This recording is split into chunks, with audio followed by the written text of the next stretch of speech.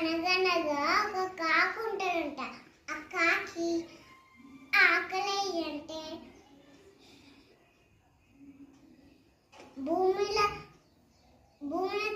ఆకాశంలో తిరుగుతుంటే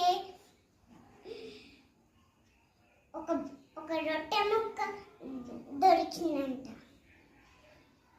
ఆ రొట్టె చెట్టు మీదకి పోయి కూర్చొని తింటుందంట.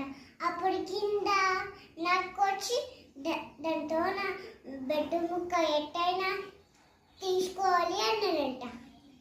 ప్లాన్ చేసిందంట. కాకి బావ నాకు కొంచెం రొట్టె ముక్క ఇవ్వవా అనంట. నేను ఇయ్యను, నాకు ఆకలి అవుతుంది అన్నాడంట. అప్పుడు